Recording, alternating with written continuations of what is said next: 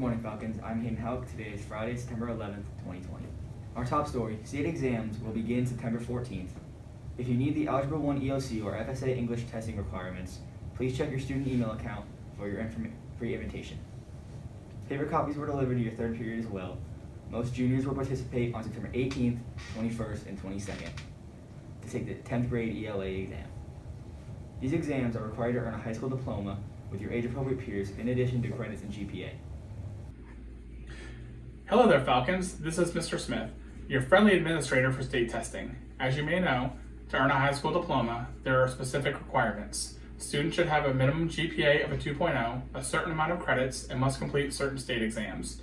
There are 5 state exams that need to be completed. Every student needs to pass the 10th grade FSA English Language Arts exam. This exam is taken over 3 days. The first session is writing-based and includes reading from a text that gives you a prompt, which would include informational or argumentative writing. Students will then be asked to write a well-developed essay, including citing text evidence from the provided sources. The additional 2 days for this test are reading-based. For safety concerns, students are asked to bring their own wired earbuds or headphones for the reading test. We will provide headphones if needed. All 3 days must be completed before the state grading system will calculate a score, so it's important that you complete all 3 days of testing. The Algebra 1 end of course exam is the next exam. This exam is normally taken at the end of school year when you complete the Algebra 1 course. With tests being postponed, students may take this exam at different times throughout this year. Please be mindful that this requirement varies for each grade level. To meet this graduation requirement, a score level of 3 or higher must be achieved. The EOC is given over 2 days. There are no calculators permitted on day 1, and both days must be completed before the state can grade your exam. To meet these requirements, there are also equivalent state tests that students can take to earn their diploma. Students may replace their EOC score with a certain score from an ACT, SAT, or PSAT. When it comes to the algebra test, they can replace that score with a level 3 or higher on a geometry end of course exam. The geometry end of course exam is given over 2 days. There is no calculator for this on day 1. This score will be entered as 30% of your yearly grade in that course, so it could change your GPA. Both the Biology EOC and US History EOCs are administered over the course of 1 day and a 160-minute session each. These scores are used to calculate 30% of your yearly grade and could change your GPAs for those classes as well. As you can see, there are many requirements to earn a Florida high school diploma. Credits, GPAs, and state exams need to be considered. Please do not delay taking these exams. Please check your student email accounts and watch for testing invitations throughout the year. If you have questions, please reach out to Ms. Bender or I by email. We are here to help you with all of your testing needs and requirements. Thank you for taking the time to learn about your obligations to remain on track to earn a high school diploma with your age-appropriate peers. Now, Trey Johnson, the Z-Need of Sports. Hi, I'm Zini. And I'm Trey Johnson. Today, there are 2 major sporting events, and that's the varsity football game at River Ridge And the 2-day volleyball tournament at Bishop McLaughlin. If you have any questions about the time or location to any of these sporting events, please visit the school website for more information.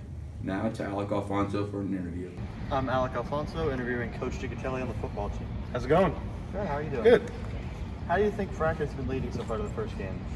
Practice has been extremely competitive leading up to the first game. We're really lucky this year. We have a lot of talented players. So we got kids not playing both ways, so we're able to go best on best every single day in practice. And guys just been getting after it. Every day as the offense coordinator, I'm really lucky because I'm going to see the best defense I'm going to see all year in practice. Our defense is off the charts, so it's just if we can score on our guys, we can score on anybody. That's great. You have established starters now? Yeah, pretty much. The other thing is we have so many dudes who can play that we got guys, kind of rotating in. We're going to stay extremely fresh. So yes, we have starters, but we have a lot of guys who are going to be rotating in and playing a lot of snaps. So there's more than just your traditional 11 starters. Mm-hmm. Okay. What do you expect out of the football team this year?